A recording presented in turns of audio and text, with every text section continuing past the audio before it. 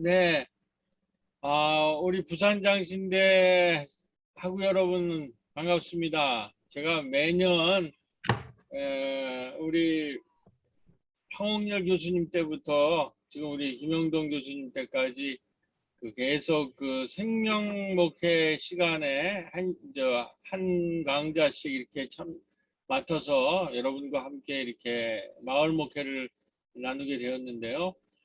오늘은 이제 그 1시간 정도는 그 코로나 이전의 마을 목회의 전형에 대해서 한번 말씀을 드리려고 하고요. 그 다음에 한 10분 쉬었다가는 이제 코로나 이후는 환경이 전적으로 달라졌습니다. 그래서 이제 부천 약대동에서 코로나 이후에 어떻게 지금 목회가 전개되고 있는지 아마 여러분들이 이게 지금 제일 궁금하실 것 같아요. 그래서 코로나 이후에 이제 목회와 선교의 전환과 변화에 대해서 이제 말씀을 나누고자 합니다. 그래서 일단은 1시간 동안 이제 코로나 이전에 이제 마을 목회의 일반에 관해서 좀 나누도록 하겠는데요.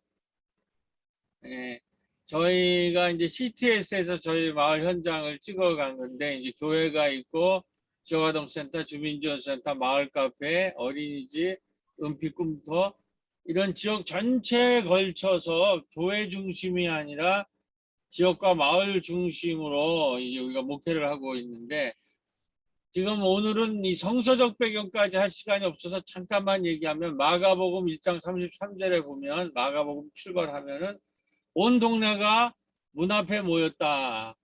그 베드로 장로의 집 문 앞에 온 동네가 모여서 거기가 바로 치유의 마을의 치유의 센터가 되는 거죠. 이게 이제 예수님의 마을 사역의 출발이고 그 다음에 알페오의 아들 레위 집 앞마당에서 밥상 공동체가 펼쳐지고 그 다음에 이제 중풍병 환자의 집 앞에서 또 그 사람을 치유하는 그 치유 공동체가 열려지고 그래서 마을 전체를 학습 공동체, 밥상 공동체, 그다음에 치유 공동체로 만드는 요거를 우리가 마가복음 1장부터 3장까지가 바로 이제 마을 목회의 가장 중요한 성서적 근거인데 오늘은 그 선교를 중심으로 하고 시간이 없기 때문에 요거는 그냥 참고를 하고 원하시면 제가 원고는 보내드릴 수 있습니다. 네, 그래서 저희 이제 약대동의 여기 지도입니다. 이렇게 지도가 되어서 여기에서 이제 아까 말한 요 그림으로 마을 전체 사역을 하고 있는데 우선은 오늘은 이제 사도행전 2장 42절 이후에 나와 있는 초대교회 공동체를 가지고 근거를 삼아서 이제 마을 목회를 좀 전개하려고 하는데요.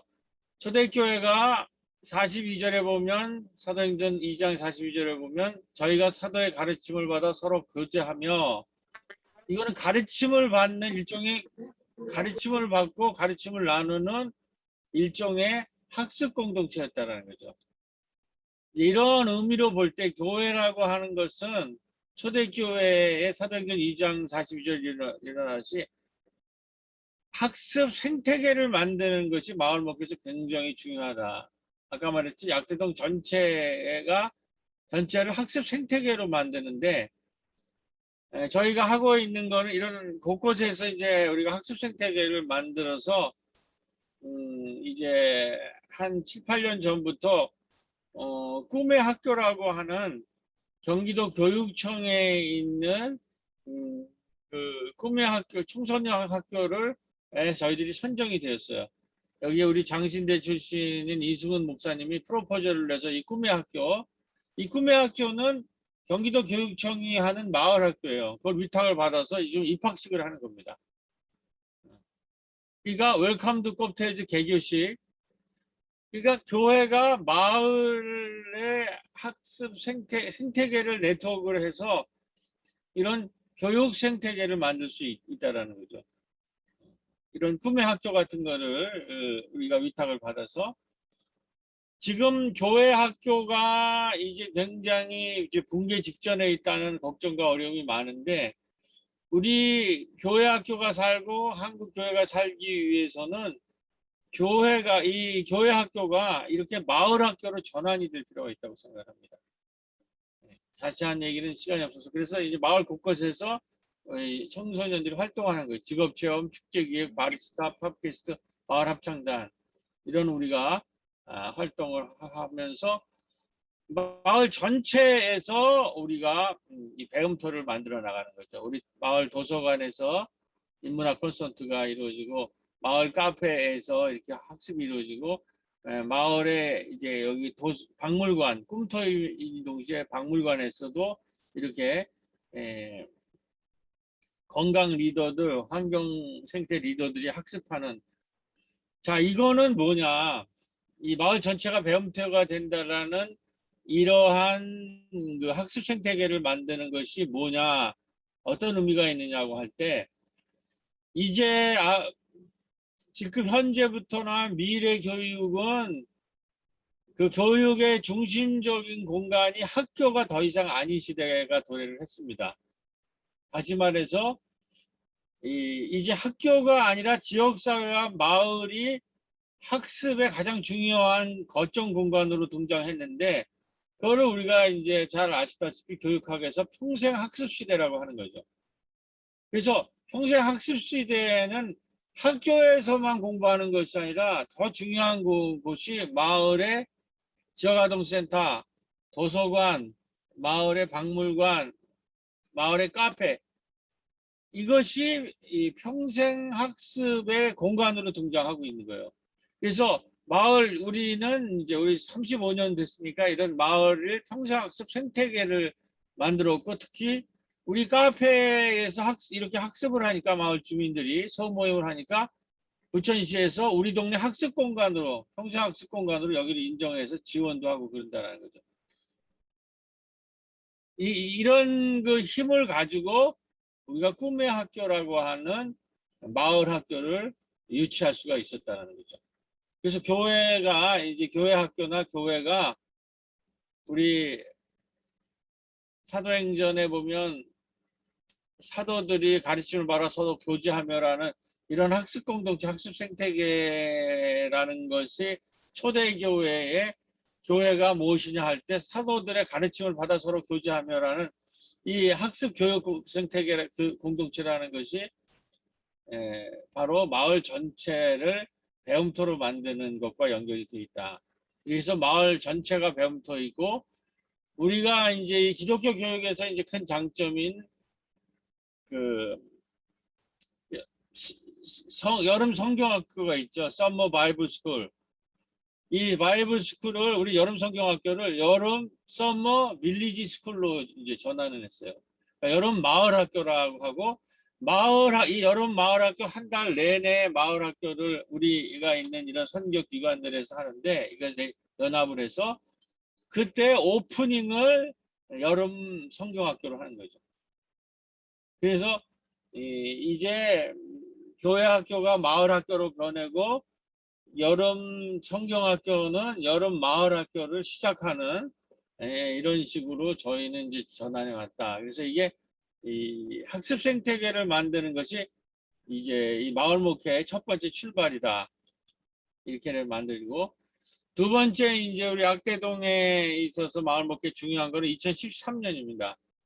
이렇게 학습 생태계가 형성되면서 마을 전체에 이제 영향력이 생기고 이런 그 공동체가 되고 있었는데 2012년이 세계 협동조합의 해였어요.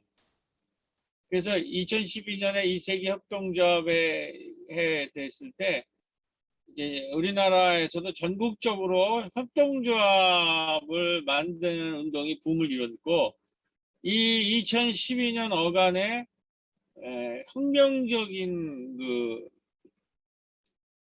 협동조합법이 생겼어요. 그동안에는 협동조합을 만들려면은 300명 정도의 조합원을 모집을 해야 되는데 5명만 모이면 협동조합을 세울 수 있는 그러니까 누구든지 협동조합을 세울 수 있는 그러한 시대가 왔는데 저희 교회 이제 남성 안수 집사님들이 여행을 갔다가 우리가 이렇게 마을에 기반이 있으니 협동조합을 한번 세워봅시다. 그랬을 때 우리 이제 권사님이 떡집을 하다가 떡 장인이신데 부도가 났어요. 그래서 그 우리 원사님의 그 떡 기술과 마을에 카페라는 그 공간이 필요하다고 그래서 떡카페 달나라 토끼 떡카페 협동조합을 저희들이 세우게 되었고 그리고 그거와 그러한 힘을 가지고 2013년도에 꼽사리 영화제가 출발이 됐습니다. 그래서 2013년 저희 교회 27주년에 마을 교회로 이제 마을의 협동조합을 우리가 세우고 마을의 영화제를 저희 교회 중심으로 이제 주민들과 협력을 해서 세워져 가지고 시작을 해서 이제 마을 교회로 이제 명실공히 이제 마을에서 등장을 하기 시작을 합니다. 자, 그래서 마을 목회를 하기 위해서 첫 번째가 학습 생태계를 만드는 거라면 두 번째는 복지 생태계를 만드는 건데 이건 사도행전 2장 44절에 이 성구를 통해서 우리가 이 복지 생태계가 뭔가 하는 거 이야기를 또 출발해 보도록 하겠습니다. 보면 믿는 우리가 한 마음 한 뜻이 되어 모든 물건을 서로 통용하고 그러니까 모든 물건을 이제 나누는 경제 공동체, 복지 공동체라는 거죠. 그래서 초대교회는 사회적 경제에 기초한 복지 공동체였다. 모든 물건을 서로 통용하고 요거는 이제 당대 말이고 오늘날의 모든 한마음 한뜻이 되어서 모든 물건을 서로 통용하고라고 하는 거는 요즘 말로는 사회적 기업, 사회적 협동조합 혹은 사회적 기업을 기초로 한 사회적 경제에 기초한 복지 공동체였다 이렇게 우리가 이거를 또 재해석할 수 있을 것 같습니다. 그래서 우리가 달토라는 협동조합을 세우고 여기에서 하는 일이 이런 것들 배움, 상생, 문화, 소통, 환대 이런 공동체 운동을 할 수가 있는 거죠. 특히 경제 좀 더 구체적인 삶과 살림 모든 경제적인 것들을 서로 소통하는 이런 것이 가능해지기 시작했고 했는데 여기서 우리 이제 여러분들이 이제 목회를 마을 현장에서 시작하려면은 그래서 그랬을 때 정말 경제 공동체까지 함께 사회적 경제를 나누는 공동체를 세우려면은 그래서 협동조합을 세우거나 사회적 기업을 세우려면은 여기 중요한 우리가 포인트가 하나 있습니다. 다시 말해서 협동조합이나 사회적 기업은 우리가 보통 기업을 세울 때 일반 시장 경제에서 기업을 세울 때 쓰는 캐피탈 자본으로는 협동조합이나 사회적 기업을 세울 수가 없어요. 그러니까 돈으로 사회적 기업이나 협동조합을 세울 수가 없다는 거죠. 사회적 기업을 세우려면은 신뢰라고 하는 새로운 사회적 자본, 소셜 캐피탈이 필요해요. 그러니까 사회적 기업이나 협동조합은 머니 캐피탈로 세울 수 있는 게 아니라 소셜 캐피탈, 사회적 자본을 통해서 세울 수가 있는 거예요. 근데 이 사회적 자본의 핵심이 뭐냐면 신뢰라는 자본이에요. 우리가 신뢰라고 하는 사회적 자본을 마을에서 형성하지 않고서는 협동조합이나 사회적 기업을 세울 수가 없다는 거예요.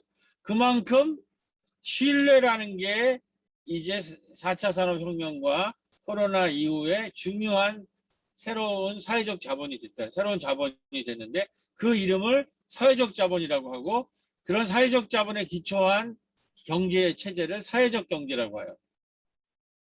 이거는 이제 선진국에서는 시장 경제를 보완하는 거죠. 그래서 선진국이 되려면 이런 사회적 경제가 한 30%는 차지해야 되는데 우리 한국 사회는 사회적 경제가 5%뿐이 안 돼요. 그래서 정부에서도 이 사회적 경제를 확산하기 위해서 협동조합과 사회적 기업을 세우는 데에는 많은 지원을 합니다. 자, 그러면 이러한 협동조합적 사회적 기업을 세울 수 있는 사회적 자본, 신뢰가 어떻게 만들어지는가? 이 신뢰를 하는 사회적 자본을 만들기 위해서는 또 네 가지 정도의 이제 자본이 필요한데, 캐피탈이 필요한데, 첫 번째는 협동을 해야 됩니다. 신뢰를 만들려면 협동하고 소통을 해야 돼요. 마을과 꾸준히. 그래서 한 이것을 10년 정도 하면 어느 정도 마을에서 인정받는 사회적 자본을 우리가 형성할 수가 있어요. 이건 누구나 우리가 다 알죠. 협동과 소통이라는 말은 뭐 따로 설명할 필요가 없는. 근데 두 개가 더 필요한데 돌봄과 공유라고 하는 이제 새로운 자본이 필요하다는 거예요. 돌봄이라고 하는 거는 이제 저출산 고령화 시대가 되면서 이 돌봄이라고 하는 것이 이 목회나 공동체나 특히 코로나 이후에 굉장히 중요한 사회적 자본이 되고 있어요. 우리가 지금 목회를 하려면 특히 코로나 이후에 마을을 돌보지 않고선 도무지 목회를 할 수가 없어요. 그래서 이 코로나 이후 또 저출산 고령화 시대에 마을을 돌보는, 특히 어르신들과 어르신을 돌보고 아동을 돌보는 이 돌봄이라는 자본을, 돈벌이라는 캐피탈을 통해서 계속 교회가 신뢰를 획득해 나가야 된다는 거예요. 그 다음에 그동안에 4차 산업혁명의 때 이제 에서 등장하는 가장 중요한 캐피탈이 공유라는 개념이죠.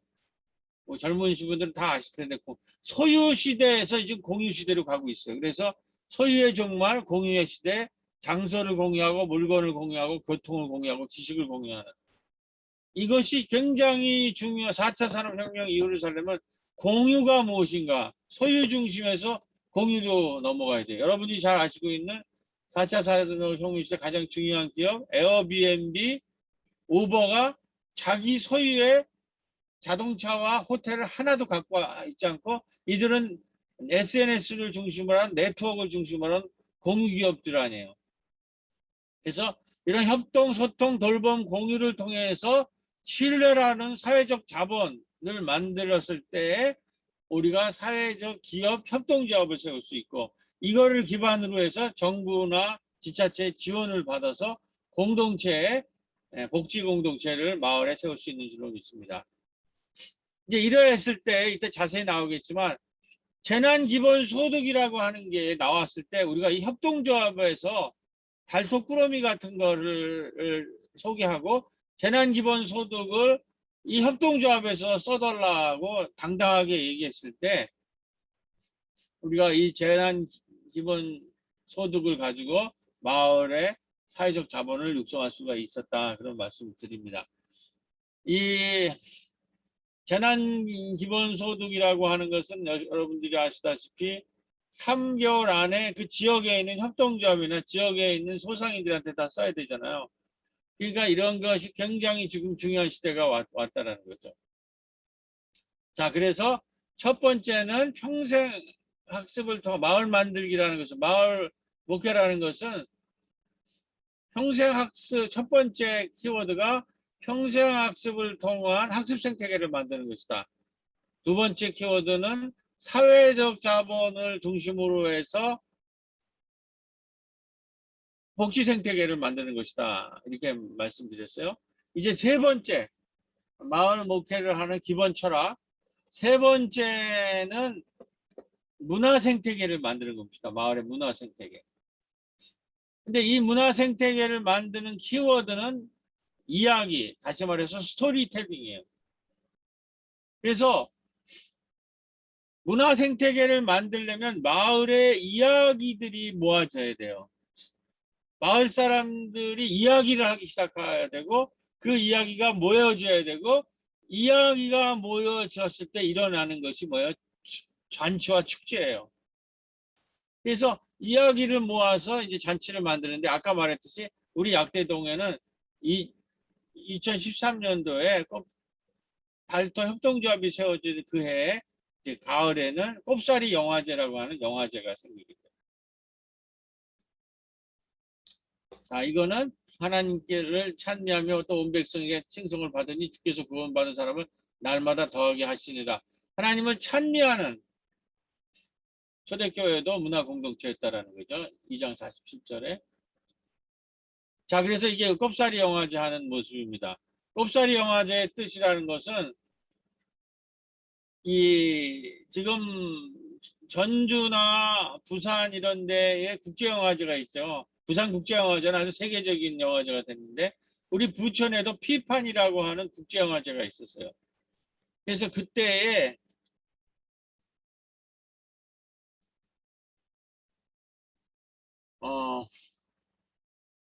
이걸 주관하는 상임이사가 이 우리가 피판이라는 국제영화제를 하기 위해서 세계를 벤치마킹하러 다니다 보니까 국제영화제 하는 기간에 꼽사리를 껴서 마을영화제, 청년영화제, 독립영화제를 한다는 거예요. 그게 추세라는 거예요. 그러니까 우리 부천도 피판이라고 하는 국제영화제를 할 동안에 마을에서 꼽사리 영화제, 꼽사리를 껴서 하는 꼽사리 영화제를 했으면 좋겠는데 약대동이 마을 운동이 제일 잘 되니까 약대동에서 해봐라 그래가지고 우리 청년들이 프로포즈를 내는데 그게 당첨이 돼가지고 영화제를 했는데 이게 아주 큰 히트를 쳤어요. 아주 대표적인 마을 영화제가 됐어요. 그래서 그렇게 영화제가 성공하니까는 스토리가 그 캐릭터가 이 꼽이거든요. 꼽사리를 이 꼽사리를 꼽사리를 캐릭터화 해가지고 요 꼽이가 이제 마을의 이야기를 전개시키는 스토리텔링의 주역이에요. 그래서 영화제가 성공하자부터 마을 방송국이 생기고 청소년 심야 식당이 생기고 그리고 작년에는 그 팬데믹 코로나 시기임에도 불구하고 꼬비 마을 박물관이 생겼어요. 그러니까 영화제가 생기면서부터 이야기가 전개가 되면서 방송국 심야 식당이 생겼다는 거죠. 그래서 마을 이야기로 가득 채운 거죠. 지금 뭐 시간이 많지 않기 때문에 이렇게 간단하게 마을 목표라는 것은 학습 생태계, 평생학습을 통해서 학습 생태계를 만드는 것이다. 사회적 자본을 육성해서 복지 생태계를 만드는 것이다. 그 다음에 스토리텔링을 가지고 문화 생태계를 만드는 것이다. 이렇게 마을 목표를 전개하고 있을 때 2년 전에 우리 그 코로나라고 하는 이제 전 세계적인 재난이 왔죠.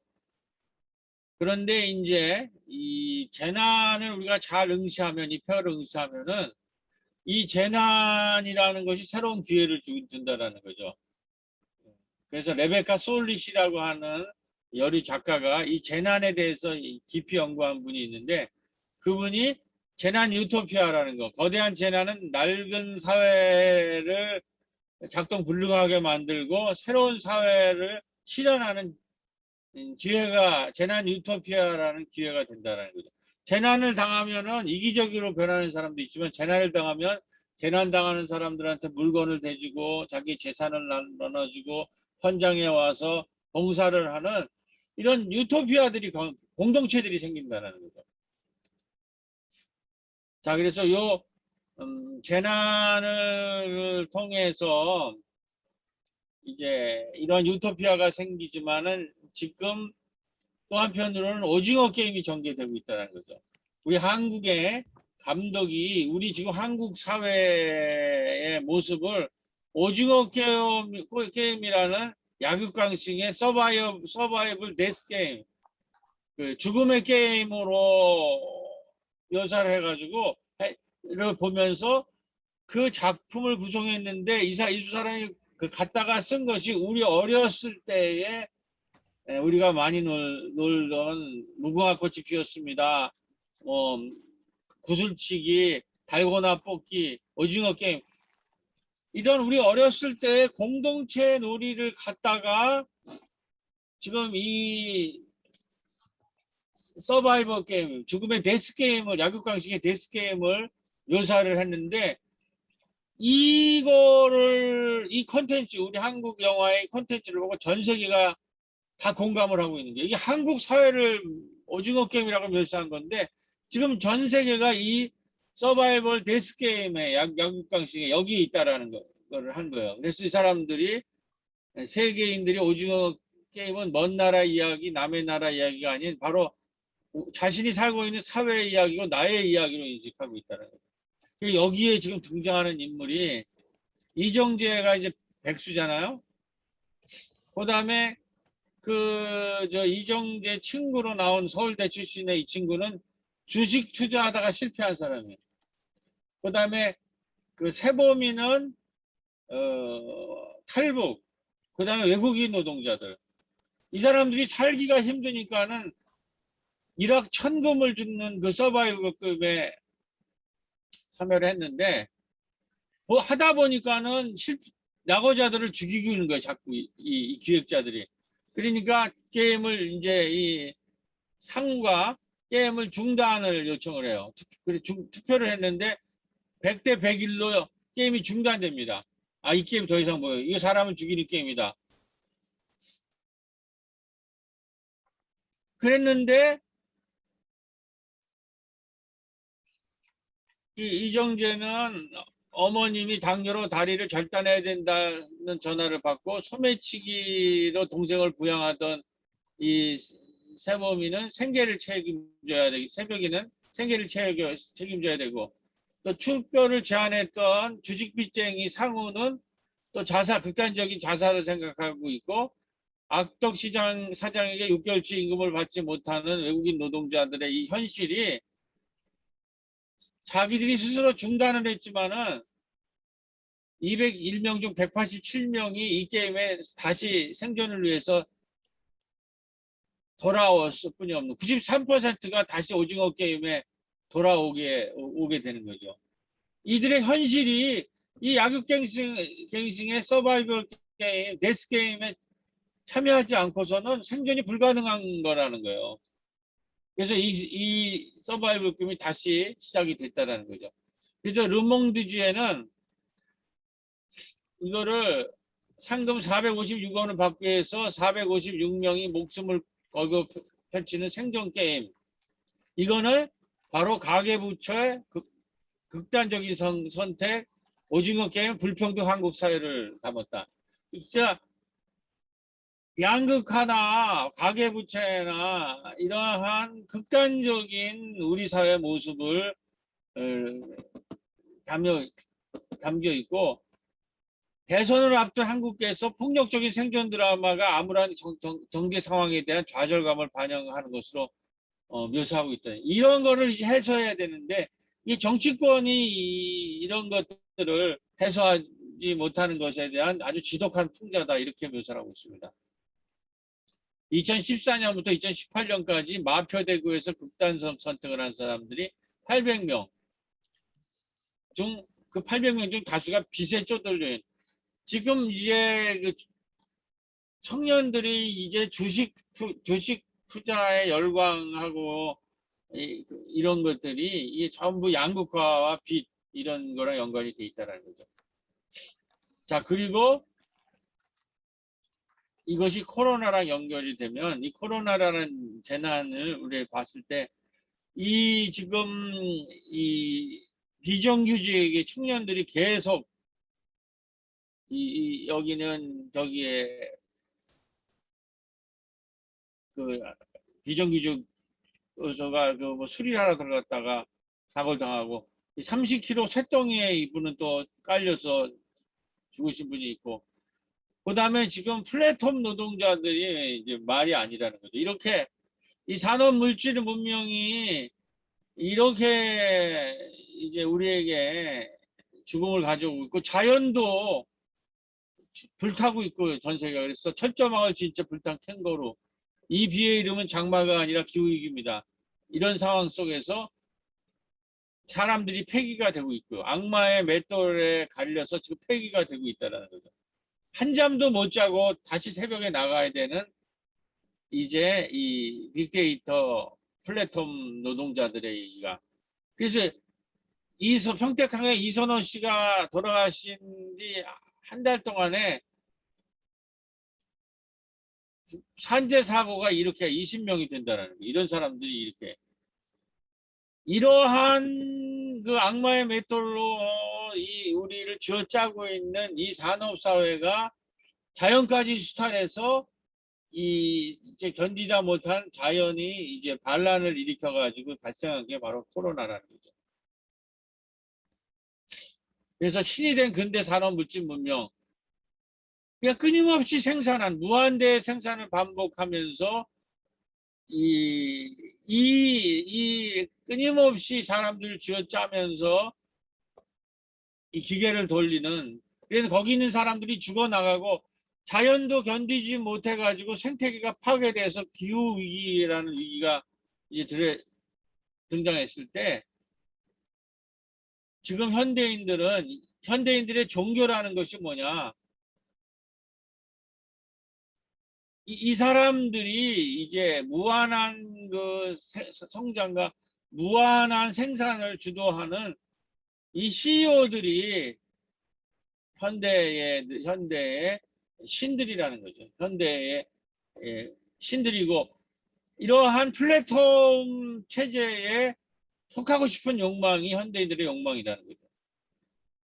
구글, 코카콜라, 마이크로소프트, IBM, 삼성. 그래서 거기에서 일하는 플랫폼 노동자들은 불안, 피곤, 탈진, 조울, 조현증에 시달리고 있다는 거죠. 그래서 이렇게 많은 사람들이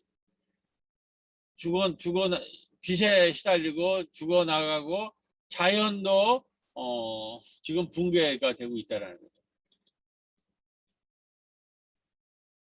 자, 그랬을 때 우리 이 레베카 솔릿이 이러한 재난들을 연구했어요. 1755년 리스본 대지진, 1906년 샌프란시스코 대지진, 9.11 테러, 2005년 뉴올리언즈 허리케인 했을 때 이 재난이 우리가 그동안 너무 익숙하게 살았던 그 각자 도생, 무한 생산,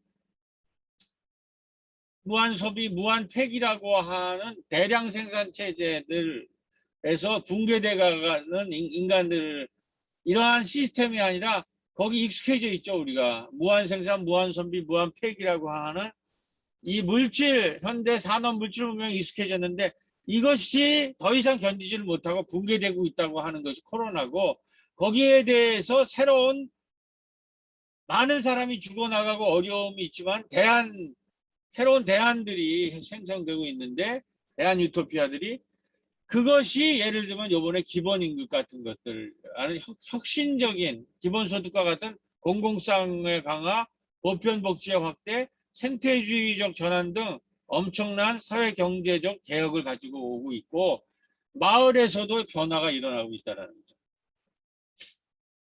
자, 제가 그걸 조금만 이제 요약을 하면, 이 산업물질 문명이라고 하는 거는 아까 말했지 무한 생산을 하고 편리한 점은 있죠. 그래서 무한 소비를 하고 여기까지는 좋지만 무한 폐기를 하면서 자연 환경을 오염시켰는데 이제 더 이상 자연이 견딜 수가 없어서 기후붕괴 위기까지 왔다는 거죠. 그러니까 이 산업물질 문명, 근대 산업물질 문명이라는 것은 사실은 중세의 그 신중심의 세계에서 인간 중심의 세계로 전환하고 인간의 인권과 자유를 드높였죠. 근데 산업문명, 물질문명의 가장 큰 문제는 신과 자연으로부터 해방된 근대적인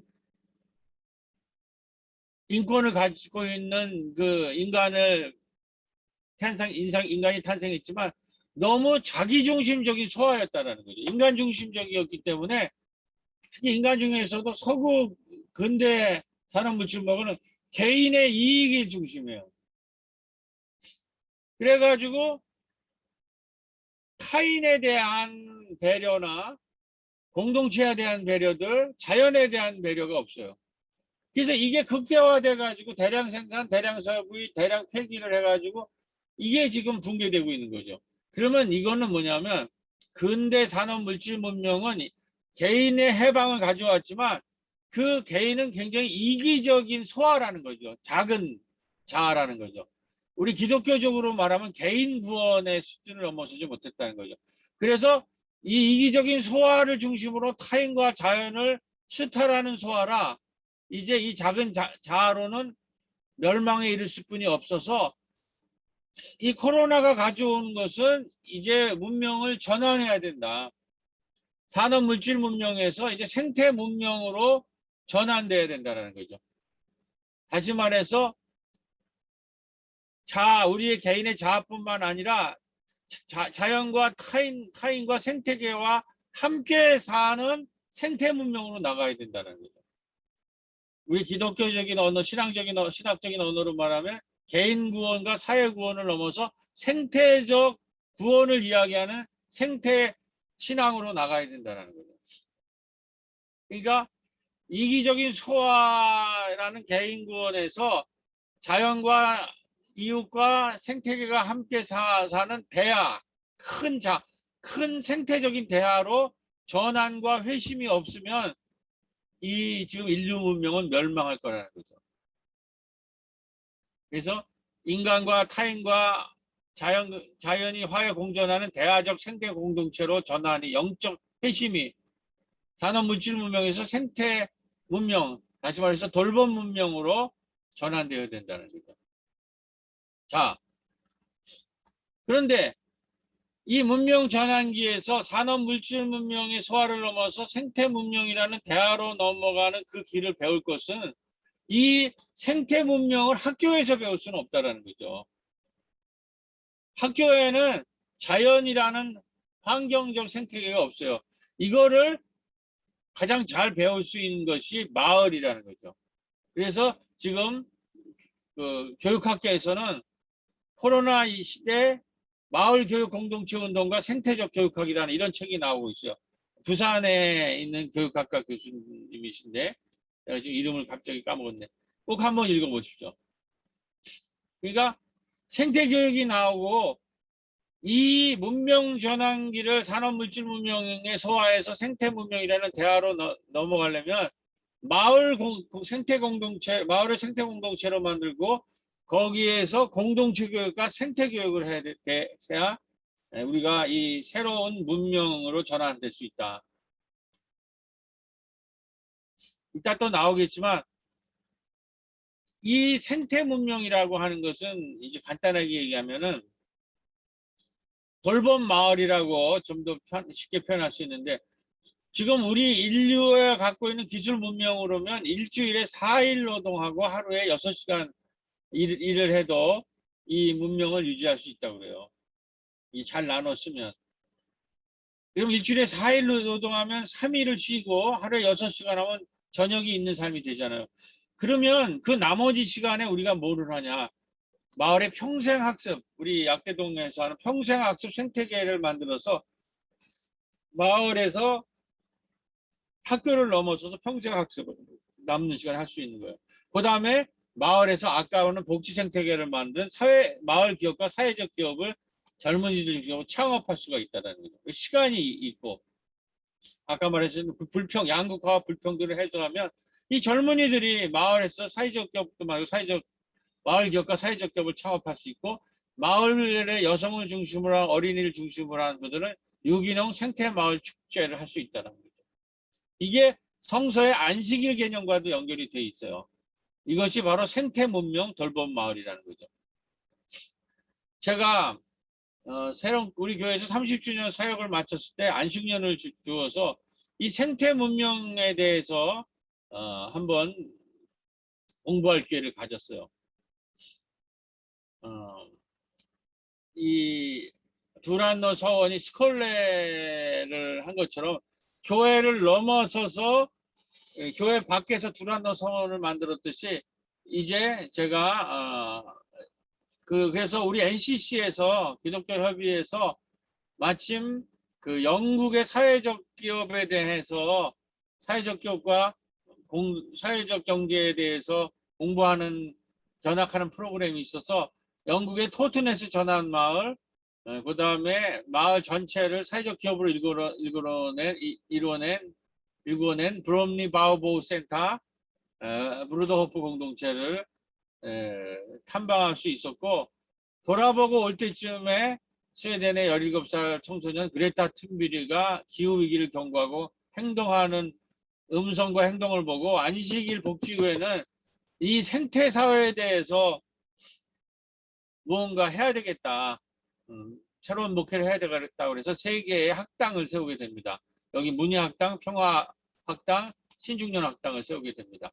자, 이게 이미 전 세계적으로 이런 생태마을, 생태공동체, 사회적 경제 공동체가 생기고 있어요. 그것도 크리스찬을 중심으로.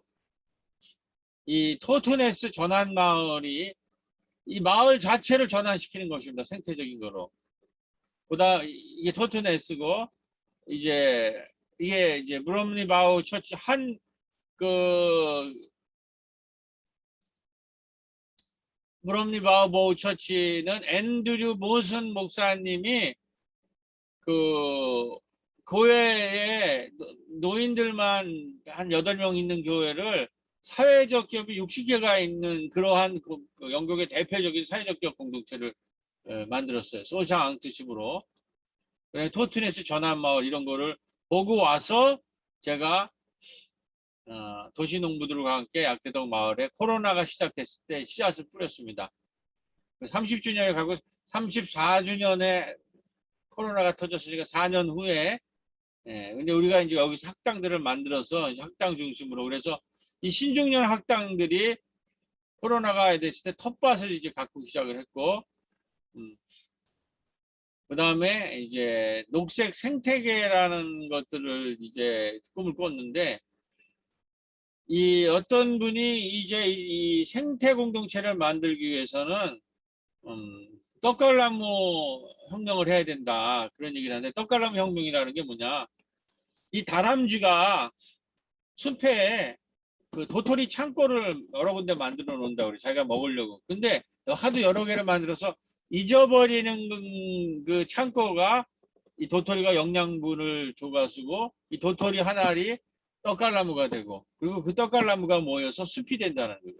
그러니까 우리 마을에 있는 도토리 한 사람 한 사람이 바로 떡갈나무들이 돼야 되는 거죠. 그것이 뭐죠? 그리고 그 떡갈나무가 녹색 생태계를 이루어야 되는 건데 우리 마을 한 사람 한 사람이 마을의 생태 공동체를 만들려면 마을 공동체 한 사람 한 사람의 녹색 도토리들은 우선 자전거를 타는 녹색 도토리가 돼야 되고 생태 시대에 텃밭을 가꾸는 녹색 도토리들, 텃밭을 가꾸고 평생학습을 하고 생태 기업을 일으키는 녹색 도토리들 되고 이 되어야 되고 유기농 생태 축제를 통해 스스로 공동체의 한 그루의 나무와 풀과 숲과 나무와 강을 이루는 녹색 마을 생태계가 되어야 된다.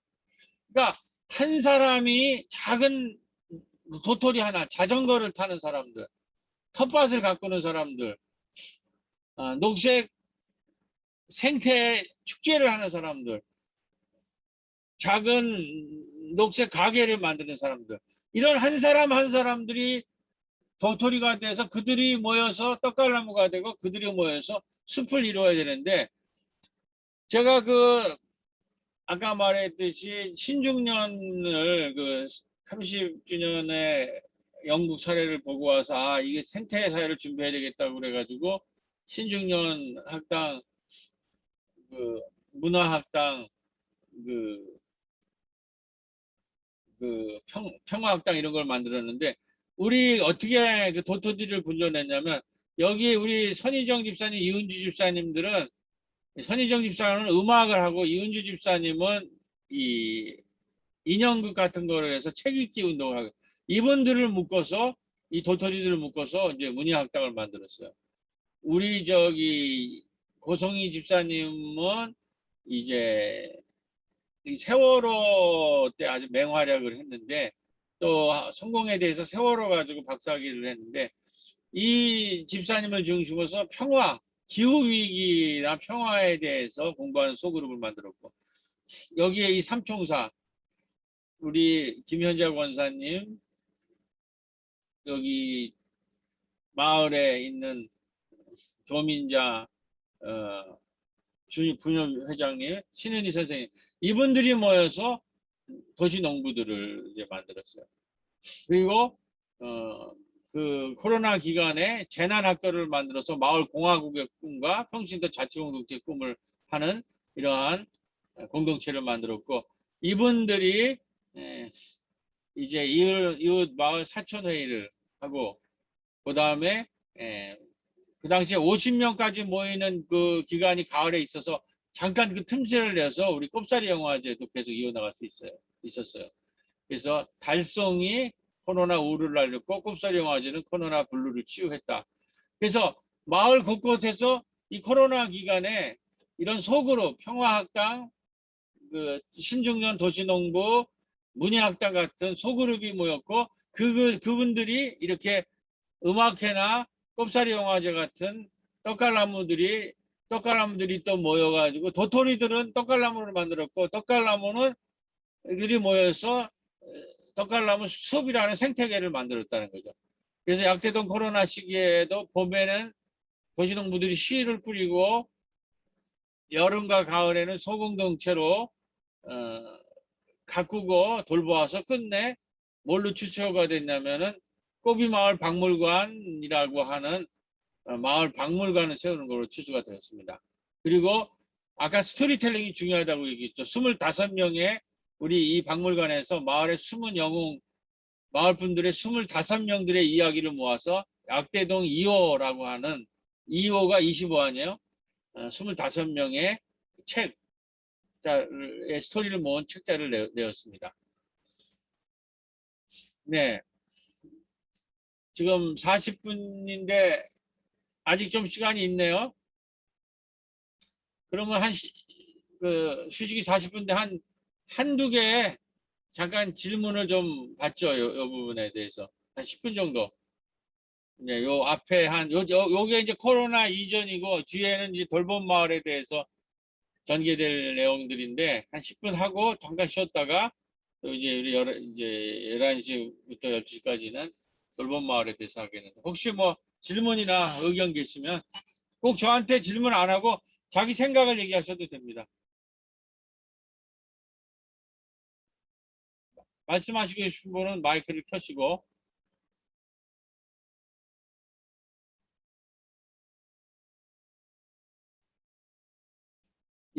예전도사님 사회를 좀 보시죠. 본인이 좀 먼저 얘기하고, 소감을 좀 얘기하고, 또 한두 명 이렇게 하고.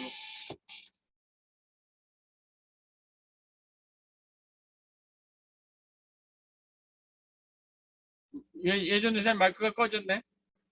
아, 네네. 네. 그, 뭐, 질문 있으신 분, 네, 말씀해 주시겠습니까? 본인이 좀 한번 열어주세요. 잠깐. 저요? 어, 느낀 점이나 뭐 질문이나 하고 싶은 얘기나 아무것도 상관없어요. 네, 목사님, 제가 네네, 말씀하세요. 네, 정말 교회에서 지역의 또 교육, 문화, 복지 다양하게 굉장히 현실에 적극적으로 이렇게 다양한 사역을 하시는 게 귀감이 되고 도움이 많이 되고,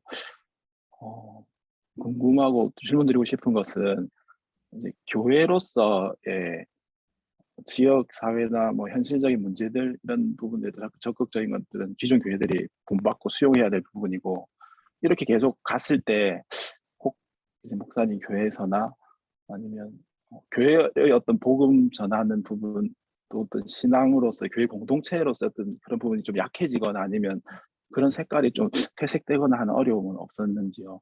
음.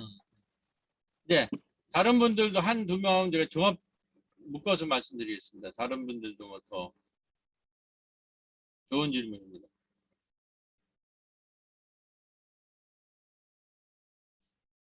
그러면 이 부분부터 제가 좀 말씀을 드리겠습니다. 이제 요거 두 가지 측면으로 얘기할 수 있는데, 이제 그런 면도 있을 수 있죠. 이제 우리가 전통적인 신앙으로 이제 있는 분들은 왜 교회에서 지역 얘기를 하고 마을 이야기를 할까? 아까 말했듯이 이제 우리 산업화 시대나 근대적인 우리 개신교는 특히 근대 문명을 이제 이끌어온 이제 건데, 굉장히 이제 개인 구원이나 개인의 이제 이거에 대해서 이제 강한 신앙을 그런 식으로만 이제 오리엔테이션 된 부분들은 조금 적응하기 이제 힘들 수 있는데, 저희 교회는 이제 처음부터 지역사회와 마을, 교회라고 하는 것은, 신앙이라고 하는 것은 지금 이제 한국교회가 어려워지고 또 이 근대 문명이 굉장히 어려워져서 다시는 코로나 이전으로 돌아갈 수 없다고 그러잖아요. 그러니까 이 개인 구원적인 신앙 그 이후를 좀 살아가야 되기 때문에 이제 우리의 복음도 신앙도 개인 중심적인 신앙이 아니라 타인들, 이웃을, 그러니까 이제 마을과 지역사회, 이거를 포괄하는 신앙으로 해야 되고, 거기뿐만 아니라 그걸 우리가 보통 진보신앙이라고 그랬잖아요. 근데 코로나가 요구하는 거는 자연까지를 포괄하는 대화적인, 그러니까 소화적인 개인 구원 중심의 소화적인 신앙이 아니라 타인과 이웃과 지역사회와 자연 생태계까지를 포괄하는 대화적인 그걸 생태신앙이라고 해요. 생태신앙으로 지금 전환기에 있다라는 거죠. 그러니까 이거는 사실은 코로나 이전에는 뭐 우리 개인 신앙도 있고 좀 진보적인 사회에 대해 관심 있는 신앙도 있다. 사실은 뭐 자연까지 하는 생태신학은 많이 부각이 안 됐죠. 늘 이제 갈등이 개인 구원이나 사회 구원이나 이거 가지고 싸웠는데 그 시절로는 못 돌아간다라는 거죠. 그러니까 예를 하나 들면 이런 거죠.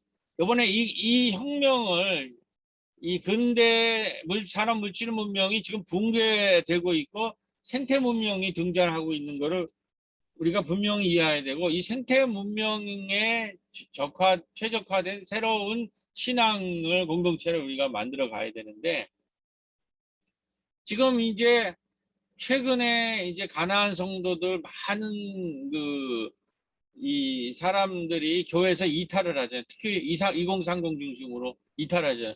그 핵심적인 내용이 뭐냐? 우리의 메시지나 공동체가 전부 소화적인 개인은 넘어서지 못하고 있다는 거예요. 사회가 지금 양극화되고 젊은이들이 일자리를 잃고 수많은 사람이 자살을 하고 서바이벌 게임이 오징어 게임이 되는데 여기에 대한 아무런 대답을 내놓지 못하고 있는 거예요. 우리가. 그렇기 때문에 이 전환을 해야 되는 그 전환을 누가 요청했냐면 이 전염병이 늘 이 혁명적 전환을 이제 요청을 해요. 이번에 코로나였다면 중세를 무너뜨린 게 뭡니까? 중세라고 하는 신중심의 사제 중심의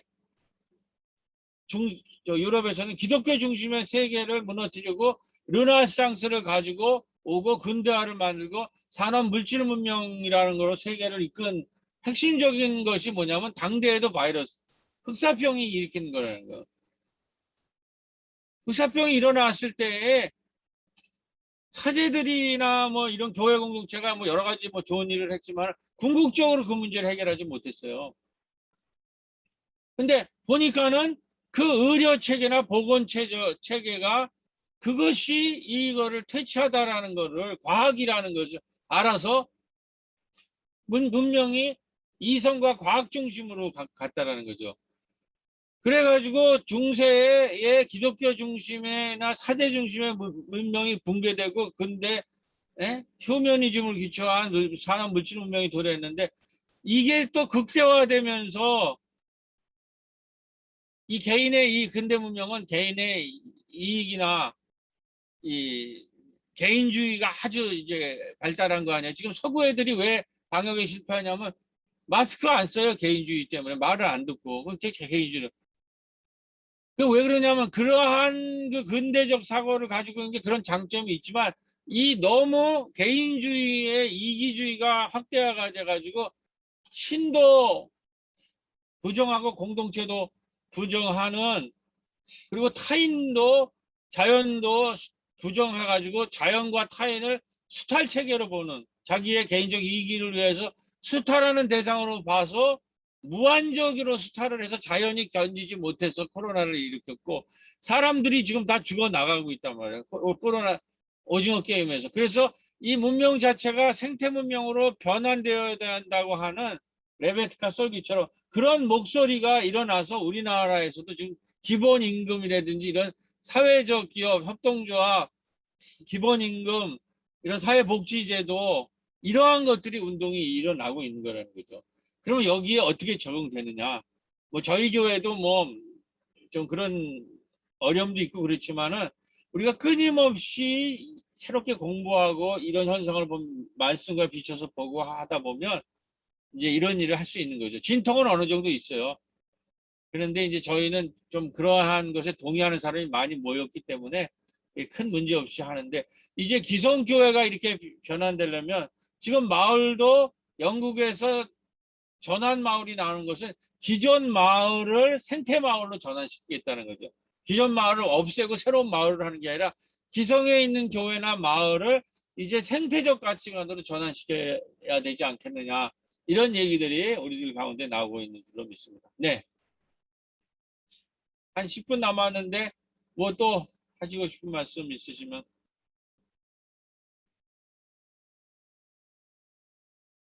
여성 중에 없으십니까? 남성이 하셨는데.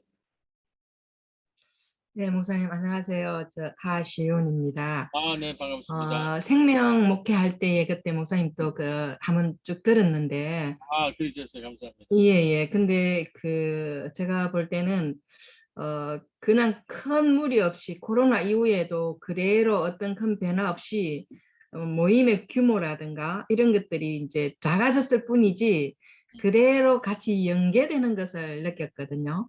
이미 하고 있었기 때문에 큰 무리 없이 모임이 소폭되었을 뿐이지 연계가 잘 되고 있구나, 그런 걸 느꼈고요. 이제 저희 같은 경우에도 뭐 여러 가지 뭐 공부를 한다든가 이런 사정으로 인해서 활동하던 거 작은 골 도서관이라든가 또 그 외에 여타 목사님 교회처럼 큰 건 아니지만 나름대로의 규모를 갖고 있다가 코로나 이후로 그걸 아예 할 수가 없었거든요. 예. 그 뭐 독서 모임, 어린이 독서 모임, 어른 독서 모임 이런 걸 나름대로는 하고 있었는데, 이제 코로나로부터 우리는 저희 같은 경우에는 그걸 뭐 어떻게 연계를 시키나든가 이런 걸 전혀 생각을 못 하고 그냥 올 중단 사태 이렇게 이제 가버렸는데, 그런 부분에서 목사님 그뭐 거리두기라든가 이런 것 때문에 모든 게 우선 교인들 자체가 이렇게 위축당하는 그런 상태에 있었고요. 저희는 이제 그 창원이니까 중소도시나 마찬가지인데, 그런데 목사님 교회에서는 그런 부분이 전혀 제약을 받지 않고 그대로 그 진행이 됐던 것 같아요. 그런 부분은 어떠셨는지. 네, 아주 좋은 질문인데, 이게 저희는 아까 말했듯이 제가 30주년에 이제 영국을 방문해서 그때 토튼에서 전환 마을을 보고 BBBC 브롬리 바이버 교회를 이렇게 보면서 이 생태 사회가 도래하고 있고 준비해야 되겠다고 그래서 30주년 이번에 소그룹을 만들었죠. 그래서 뭐 소그룹이래야 뭐 5명에서 10명 사이에 이제 작은 모임인데, 끊임없이 소그룹으로 공부했는데 바로 이제 코로나가 있어서 못 모이니까 이게 교육의 혁명이 일어났죠. 지금 모든 것이 이 줌으로 지금 다 이루어지고 있잖아요. 지금 이게 지금 공간을 넘어서서 제가 지금 거기 가지 않아도 이 강의가 이루어지는, 학교도 지금 이렇게 돼 있거든요. 코로나가 오지 않았으면 이런 식의 이 온라인 교육 혁명은 일어나지가 않았어요. 그래서 저희는 전적으로 전부 온라인으로 이렇게 하고, 그 코로나 그 사회적 거리두기가 풀릴 때 잠깐 모이는 방식. 그래서 온오프 동시에 온라인으로 자연스럽게 전환이 됐고, 그리고 그것이 이쪽에 공간을 넘어서는 자유가 있더라고요. 장점이 있더라고요. 먼 사람들도 좀 참여할 수 있고, 시간이 여기까지 공간까지 오고 그러는데 하는 것도 있는데, 좀 익숙해지고 좀 가르쳐 드리면 소그룹이 굉장히 이제 가능하고, 이제 위드 코리아 시대로 가는데, 하여튼 저는 지금 그런 소그룹이 굉장히 중요하고, 그 다음에 그 콘텐츠들이 굉장히 중요하다. 아까 말했듯이 이러한 지금 교육학에서는 평생학습, 우리 복지 쪽에서는 사회적 자본이라는 문제, 그다음에 스토리텔링이라는 거, 이런 걸 좀 잘 신학이랑 같이 결합시켜서 이렇게 마을 목회 콘텐츠를 개발하는데, 신학이 또 장점이 있어요. 이 사회과학이나 인문학을 우리가 배워서 우리 신학에 응용하고 교회가 응용해야 되는데, 교회나 신학은 또 다른 일반 시민단체들이 갖지 못하는 영소성이나 지속성이라는 게 있습니다. 그래서 그런 걸 잘 활용하면 이 팬데믹 시절에 오히려 새로운 미디어 선교 영역이 개척이 되고, 현장과 온라인으로 연결하는 새로운 소통 방식. 그래서 저는 이 온라인 예배라는 것들을 선교적으로, 마을 목회적으로나 선교적으로 많이 연구가 필요하다고 생각합니다. 사실은 제가 여러분들한테 그 부산 장신대 세계선교위원회에서 이번에 책을 낸다고 논문 하나 했는데 보내드렸는데 받아보셨나요? 예전도사님 교육 행정부에서 학교 행정부에 논문을 보냈는데 학생들한테 전달했다고 그랬거든요. 네네네, 보내드렸습니다. 그래서 각 학생들은 거기 보면 이제 예배에 관한 것들을 우리가 어떻게 봐야 돼? 지금 시간이 없어. 오늘 선교에 대한 얘기이기 때문에 그건 못 하는데, 우리 전도사님이 질문을 주셔서 그 책을 보면 거기 앞에 부분에 이제 문명 전환과 예배의 전환, 마을 신방 이 뒤에 나오고 있죠. 그런 게 자세히 나와 있으니까 거기를 이제 참고를 하세요. 그러니까 지금은 이제 교육하는 방식, 미디어로 하면은 우리가 소통하는 매체의 의미, 그 소통의 매체로서의 예배와 온라인이라는 그 변화들, 이 완전히 지금 문명이 생태적 전환을 하고 있습니다.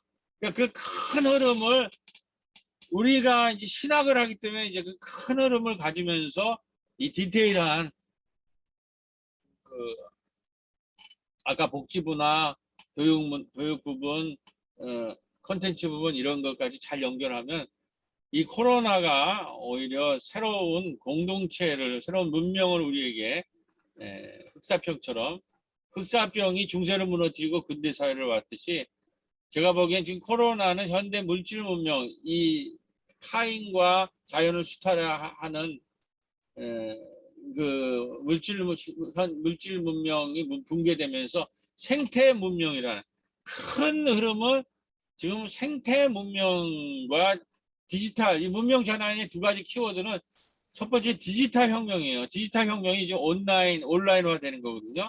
또 하나는 생태 혁명이에요. 생태 혁명이 마을 목표랑 연결이 돼 있어요. 그 두 가지로. 근데 지금 디지털 혁명 얘기는 오늘 시간이 짧아서 못 해드리고, 그거는 제가 그 자료 보냈으니까 그거 보시면 좋겠다는 생각이 듭니다. 자, 이쯤 하고 좀 쉬시죠. 뭐 그럼 한 10분 쉬었다가, 그러면 몇 분에 모일까요? 31분이니까 40분에 뵈면 어떨까요? 네, 40분에 뵙고 이제 2부를 하도록 하겠습니다. 감사합니다.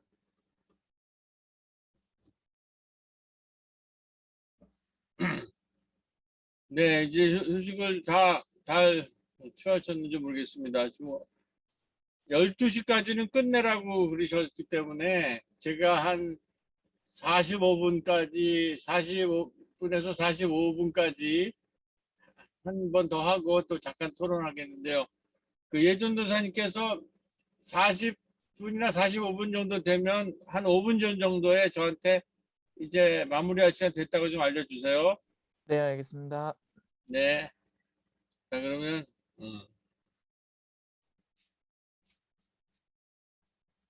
자, 그렇기 때문에 지금 우리가 이제 코로나 시기로 이제 들어가겠는데요. 이제 올해 2021년을 어떻게 우리가 살아야 되느냐. 지금 과거에 우리가 살던 방식으로는 살기가 힘들기 때문에 이제 여기 한겨레 신문의 그 종교 전문 기자인 조헌길 기자가 쓴 책인데, 이게 전 세계로 이런 생태 마을, 생태 문명에 대한 것을 가지고 우리는 다르게 살기로 했다. 이런 거에서 굉장히 많은 반응을 일으킨 책이죠. 그래서 한번 뭐 관심 가지신 분들은 이거 보셨으면 좋겠고, 자 이제는 이렇게 다르게 살기 시작을 해야 되는데, 요 파워포인트는 제가 그 예 전도사님한테 보낼 테니까 나중에 원하시는 분들은 참고하시기 바랍니다. 중요한 거는 게임의 규칙을 이제 바꿔야 된다는 거죠. 이제 그 산업 물질 문명으로는 이 자연도 파괴되고 인간도 지금 계속 죽어나가고 있기 때문에, 그리고 이것이 코로나를 일으킨 주범이기 때문에 이런 문명적 세계관으로는 더 이상 살 수가 없고, 우리가 새로운 문명으로 전환해서 전환마을, 돌봄마을, 이런 생태마을을 만들어야 되겠다. 이제 이런 것에서 우리 이제 교회도 생태공동체, 생태신앙, 소화적인 산업물질 문명의 소화적인 그 세계관에서 생태적인 대화적인 신앙관으로 바꿔야 되겠다. 게임의 규칙을 바꿔야 되는데, 우리가 이 오징어 게임이라는 이 영화가 아주 잘 오늘 우리가 있는 산업 물질 문명의 특성을 잘 묘사해서 전 세계적으로 공감대를 갖고 있는데, 지금 우리 산업 문명의 특징을 보면은 대량 생산, 대량 소비, 대량 폐기를 통해서 무한대로 생산해서 무한대로 소비하고 무한대로 폐기해서 이제 기후 환경 위기가 왔는데, 그리고 그 무한 생산, 무한 소비, 무한 폐기라는 것이 뭘 가지고 왔냐면 무한 경쟁과 승자 독식의 세계를 가져온 거죠. 그것이 바로 지금 오징어 게임이라는 공포 게임의 데스 게임을 가져왔는데, 이러한 세계의 설계자들의 세계관은 뭐냐면 인간은 원래 이기적이야. 그러니 무한 경쟁, 승자 독식의 사회가 인간의 본성에 가장 잘 맞는 사회라고 계속 세뇌하면서 이 산업 물질 문명을 유지했는데, 로마도 비슷한 거죠. 로마라고 하는 그 물질 문명이 이제 그 로마에 저항을 해서 게임의 룰을 바꿔야 된다. 로마라는 거는 전쟁과 노예 경제와 그 서커스, 그 떡과 빵과 서커스를 보여주는 이런 전쟁과 노예 문화 아니었어요. 거기에 대항해서 이제는 더 이상 전쟁과 공포 게임이 아니라 새로운 하나님의 협동과 상생과 돌봄과 선물의 게임을 시작해야 한다는 사람이 사도 바울이라는 거죠. 특히 로마서에서. 그래서 바울과 선물이라는 이런 책을 보면 이제는 우리가 무한경쟁 이 승자 독식의 이 노예 문화, 노예제 문화에서 사는 것이 아니라 한 사람이 자기 것을 소유하지 않고 남에게 선물하면 선물을 받은 사람도 소유를 주장하지 않고 또 다른 사람에게 서로 소통하고 선물하기 시작하면서 선물이 순환되기 시작하면서 세상은 무한경쟁 승자 독식의 죽음의 오징어 게임을 멈추고 은혜와 선물의 세상이 펼쳐지기 시작한다라는, 이게 사도 바울의 바로 에클레시아라는 교회의 공동체의 이게 신앙이라는 거죠. 이게 이제 우리가 얘기하는 은혜라는 거죠. 우리는 은혜 그러면 그냥 개인적인 뭐 은혜만 얘기하는데, 사도 바울은 로마 사회의 이 약육강식의 이 노예제나 전쟁을 하고 사람을 노예로 만들고 빵과 서커스를 제공하는 이 노예제 사회에 대해서 도전을 한 거예요. 그래서 기독교 문명, 다시 말해서 선물과 은혜에 기초한 공동체를, 에클레시아를 세운 분이, 그래서 게임의 규칙을 바꾼 분이라는 거죠. 우리 사도가. 자, 그러면 우리가 이제 마을에서 올해 어떻게 게임의 규칙을 바꾼 것인가. 이제 올해가 시작하면서 우리가 이제 생태 사회라는 거 시대로 이제 새롭게 들어가야 되는데, 그거를 생태 사회는 이제 문명사적인 언어이기 때문에 조금 어렵죠. 근데 마을에 적용해서 마을 사람 누구들이 공감할 수 있는 거는 돌봄 마을에 대한 꿈을 꾸기 시작했습니다. 그거는 그 계기가 있어요. 우리 이제 교회가 세워지기 전에 1986년에 6월에 세워졌는데 4월부터 저희들이 새로운 어린이집이라고 하는 어린이 타가서를 종일 타가를 하기 시작했어요. 당대에는 아이를 돌보는데 오전반, 오후반 이렇게 보았지, 아침부터 해서 저녁 6시까지 종일 타가를 하는 데는 없었어요. 저희들이 사는 곳이 마찌꼬바 작은 공장에 있는 빈민촌인동시에 그 작은 공장 다니는 노동자분들이 있어서 그분들의 자녀를 위해서 그 86년에 이제 종일 타가를 부천 최초로 시작을 했는데, 그게 코로나 시절을 맞아서 또 고령화 시대가 오면서 저출산 시대가 와서 더 이상 아동들이 모집이 안 되는, 그래서 우리 원장 권사님께서 더 이상은 이제 어린이집이 지금 지역에 필요가 없어졌고 모집도 안 되고 이게 폐원을 하면 좋겠다. 그렇게 해서 이제 폐원을 할 때 참 마음들이 아팠죠. 최초에 그 자식을 정말 폐업하는 것처럼 최초에 교회가 있기 전에 시작한 건데 35년 만에 이제 작년에 35주년이었거든요.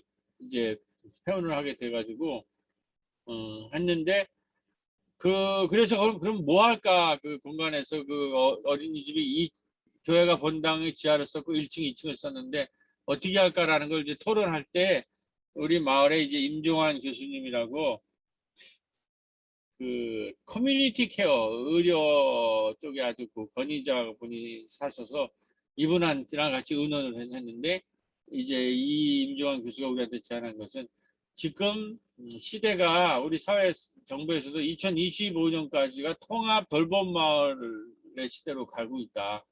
그러니까 이 건물이 통합 돌봄과 돌봄을 하는 공간으로 전환했으면 좋겠다, 어린이집 대신에. 그래서 여기 이제 제가 좀 공부를 더 해봤더니 코로나 때문에 이제 서로는 이제 굉장히 많은 사람들이 지금 어려움을 당하고 있잖아요. 그리고 지금 많은 이제 건강 문제, 그래서 서로 돌보지 않으면 살 수가 없는 시대가 왔죠. 근데 이거는 이 돌봄이라는 걸 할 때 개인적인 돌봄은 한계가 있죠. 그리고 국가적인 돌봄은 또 한계가 있어요. 국가는 너무 단위가 크기 때문에 세세하게 사람들을 돌볼 수가 없고, 개인과 가정은 그 돌봄이라는 걸 제공하는 데 있어서 너무 작아가지고 충분한 돌봄을 제공할 수가 없어요. 그래서 돌봄의 시대에, 통합 돌봄 시대에 가장 그 중심으로 떠오르는 것은 마을 단위로 돌봄 마을을 만들자. 마을 단위의 돌봄이 이제 부각되기 시작한 있다라는 걸 이제 깨닫고, 그 돌봄도 우리는 보통 돌봄은 복지적 돌봄만 얘기를 하잖아요. 통합 돌봄이라는 것은 복지적 돌봄에다가 특히 이번에 코로나가 터지면서 이게 건강 문제랑 연결이 되기 때문에 건강적 돌봄이 필요하다. 그래서 커뮤니티 케어라는 거, 공동체가 스스로 건강을 돌보라고 하는 것이 커뮤니티 케어예요. 그러니까 지금 이제 이 커뮤니티 케어라는 거의 핵심은 뭐냐면, 그동안 우리가 아프면은 아픈 걸 치료하는 것은 병원이라는 걸로 얘기했잖아. 이제는 우리 아프고 이제 코로나라는 거 이런 재난이 있을 때 우리의 건강을 돌보는 것은 단순히 병원 정도 수준이 아니라 지역 사회가 협력을 해서 지역 사회가 서로를 돌보는 건강적 돌봄을 하는 주체가 돼야 된다. 그래서 지금 커뮤니티 케어가 굉장히 관심을 갖고 있고, 또 이게 지자체나 정부에서 많은 여기에 통합 돌봄 시대에 지원을 이제 시작을 하고 있습니다. 그래서 건강적 돌봄 그리고 우리 마을을 보니까 우리가 코로나 시기에도 꼽사리 영화제를 작은 단위로 할 수 있었던 거는 어르신들이 호응이 있었어요.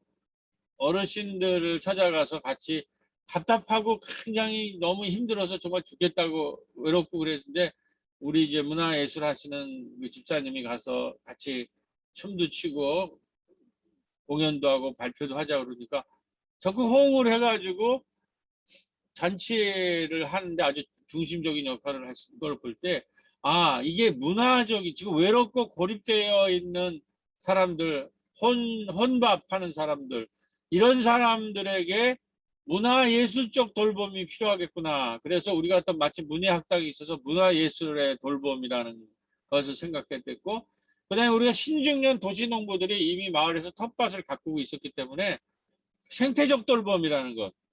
생각하게 돼서 아 그러면 여기가 우리가 돌봄 문화센터로 우리 어린이집 있는 빈 공간을 전환시키면서 이곳에서 복지적 돌봄, 건강적 돌봄, 문화예술적 돌봄, 생태적 돌봄이라는 통합 돌봄의 일종의 거점 공간으로 세우면 어떻겠는가 이러한 이제 토론이 시작이 된 거죠.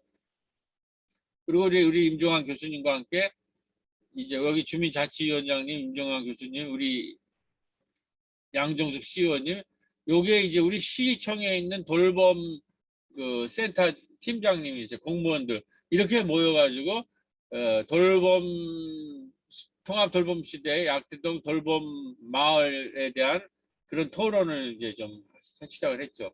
그래서 이제 제가 만들어낸 그림이에요. 약대동 돌봄 커뮤니티 센터 이런 식으로 돌보고 문화예술로 건강적 돌보고 생태적 돌보고 문화예술로 돌보고 그 복지적 돌보면서 이 거점 공간으로서 교회를 새롭게 만들어야 되겠다. 자, 이러한게 됐을 때 우리가 사실은 제가 쓴 이제 드린 자료를 보면은 30주년 전후로 해서 이 커뮤니티 케어에 이미 참여를 하고 있었어요.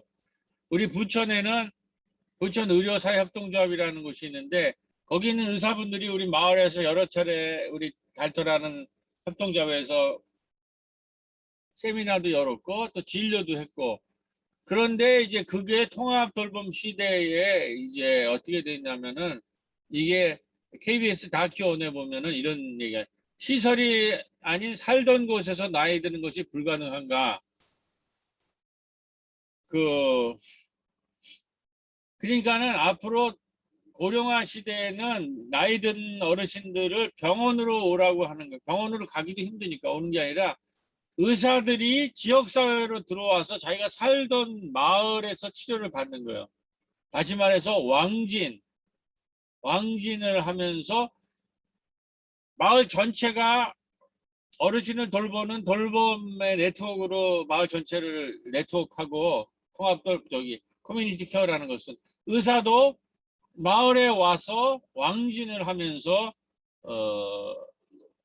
어르신들을 돌보는데 이때 왕진에서 돌볼 때 마을의 간호사처럼 건강 리더들을 양성해가지고 건강 리더들이랑 함께 마을에 들어가서 마을에서 살던 곳에서 치유받고 거기서 죽는 우리는 나이가 들고 아프거나 장애가 생기면은 전부 좋은 곳에다가 요양소를 만들고 거기다 격리를 시키잖아요. 그런 시대가 끝났다는 거죠. 그거는 이제 고려장이 된다는 거죠.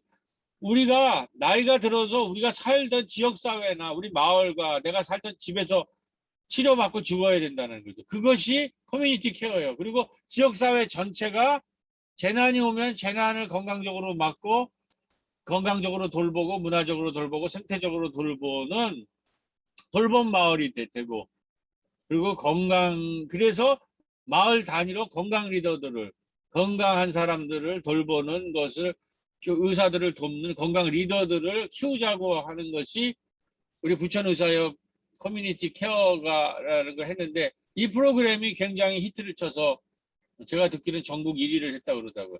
그래서 우리 의사들이 이제는 돌봄의 시대에 마을로 왕진을 온다 그러면 저희 교회에서는 지역 신방을 시작했거든요. 교회에서 봄에는 마을 교회이기 때문에 봄에는 교인들을 신방하지만 가을에는 마을을 신방을 하기를 시작했는데, 이 마을 신방 개념이랑 연결이 돼서 우리도 마을 신방할 때는 권사님들이나 우리 선교 리더들이 같이 붙거든요. 그래서 이런 분들 중심으로 우리도 이 건강 리더 교육에 참여하자. 그래서 건강 리더 양성 교육을 우리가 이제 출발을 하겠습니다. 마을 신방을 확장을 해서. 그러는데 이제 우리 한일장신대 차정식 교수가 쓴 글을 보니까는 야고보서 5장에 우리가 마을 아픈 사람들 신방 갈 때 가장 잘 쓰는 얘기죠. 너희 중에 고난을 당한 자가 있느냐? 저희는 기도할 것이요. 그 다음에 병든 자가 있느냐? 장로들에게 청원해서 기름을 바르며 위하여 할지니라. 서로 기도하라. 병 낫기를 위해 서로 기도하라. 의인의 관계는 역사하는 힘이 많더라. 이 야고보서 5장에 우리가 병원 신방할 때 쓰는 이 기도문이 야고보 공동체 배후에 작동된 건강복지의 원리를 추출해 볼 수 있다는 거죠. 다시 말해서 야고보 공동체의 치유 활동은 한 개인의 카리스마에 의존하기보다는 공동체 전체의 관심과 배려하에서 이루어졌다는 거죠. 그러니까 초대교회도 이미 이 커뮤니티 케어를 하고 있었다라는 거예요. 아픈 사람, 지역과 마을 단위 아픈 사람들이 있으면 그것을 위해서 전체 교인이 기도를 하고 장로들을 보내서 기름을 바하면서 치료하는, 이거는 우리가 지금 돌봄 마을에 대한 구상과 연결될 수 있다라는, 오늘날 약대동 마을의 중보기도와 마을 신방이 건강 리더들의 치유 사역으로 이루어지고 있는 마을 목회와 돌봄 마을의 구상에 중요한 신앙적 시사점을 발견할 수 있을 것입니다. 제가 이러한 우리가 중보기도에서 시작해서 마을 신방으로 연결돼 가지고 이것이 건강 리더 교육으로 하는 이것의 신학적인 기초를 어떻게 찾을 수 있을까 했는데, 이 차정식 교수의 이 논문에서, 내가 그 논문 이름 여기다 안 썼는데 나중에 써야 되겠네. 야고보서가 이러한 커뮤니티 케어를 이미 시작했다라는 겁니다.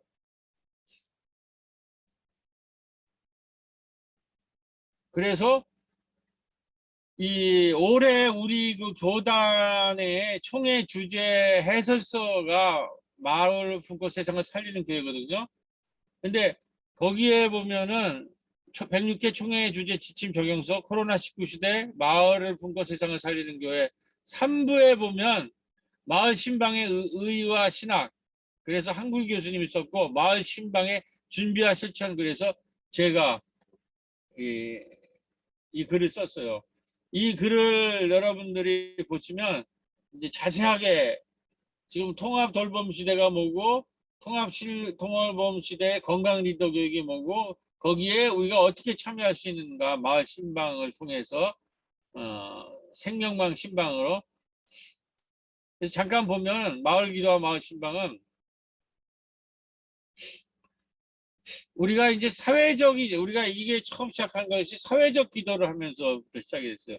우리 교회가 이제 중보 기도회가 있는데, 교인들만을 위해서 기도하지 말고 지역사회를 위해서 기도하고, 개인을 위해서 교인과 개인을 위해서 기도할 뿐만 아니라 마을을 위해서, 또 마을에 사는 사람들을 위해서 기도하자라는 사회적 기도를 하다가 그것이 마을 신방으로 발전했는데, 이런 사회적 영성이라는 게 뭐냐를 잠깐 소개하면, 사회적 영상과 사회적 힐링은 자기 자신의 상처를 치유하기 위해 자기에게 집착하는 것이 아니라 자기 이웃, 자기가 속한 사회, 자기가 존재하고 있는 주위의 존재들에 대한 배려를 통해 공동체와 함께 자기도 치유되는 그런 관계적 의미의 참다운 치유를 추구하는 사람들입니다. 자신과 함께 공동체와 사회를 골고루 따뜻하게 만드는 것이 바로 궁극적인 진짜 치유이고 돌봄이라는 것입니다. 그러니까 이제 우리가 이런 사회적인 영성이 많이 지금 부족하다는 거죠. 코로나 시대에는 마을 전체가 돌봄 마을이 돼야 되고, 그래서 우리가 이제 이렇게 이미 봄이 되면은 아니, 가을이 되면 이렇게 우리가 선교 기간을 하고 있으니까 선교 기간에 있는 그 원장님들, 교우님들이랑 교역자들이랑 권사님이 모여서 2달 동안 한 5에서 7가정을 이렇게 신방을 해요. 그럴 때 꼭 필요한 사람, 거기서 물질이 필요한 사람들은 물질을 연결하고 인간관계가 붕괴된 사람은 인간관계를 연결시켜주고 신앙적인 위로가 필요한 사람들은 전도를 하는 거죠. 그랬는데 이것이 요 권사님이 이제 우리 최희정 권사님이랑 마수님 집사님이 참여하면서 특히 세 권사님이 마을 신방을 하자고 그래가지고 이제 마을 신방으로 이제 연결이 이제 돼서 지금 7년째 연결이 되는데 핵심은 뭐냐면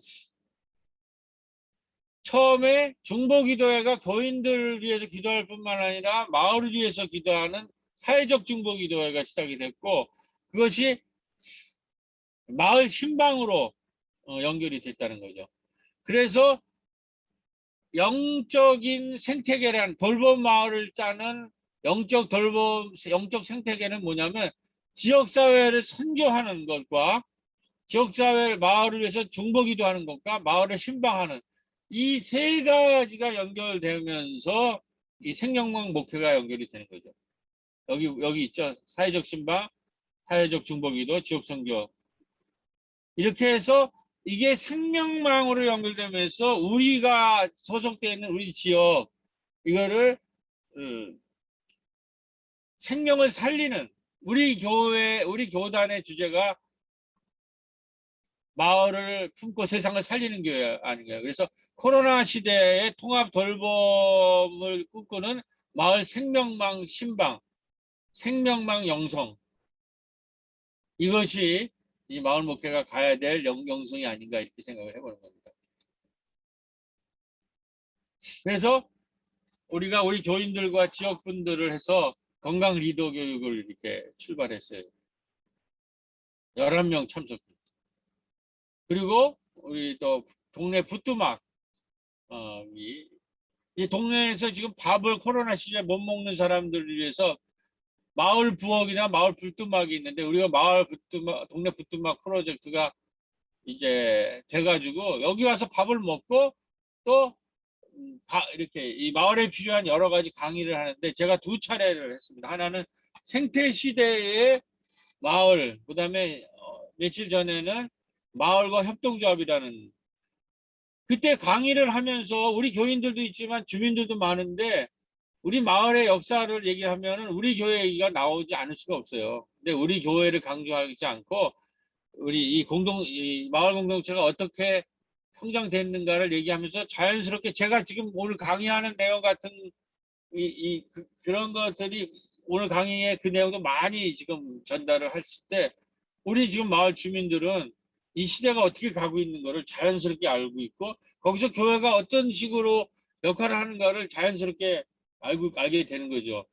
그러면서 이 복음이라는 게 뭔가, 복음의 힘이라는 게 뭔가라는 거를 이제 느낄 수 있다고 생각을 하는데 커리큘럼을 보면 약대동 마을 통합 돌봄 리더 교육 3강,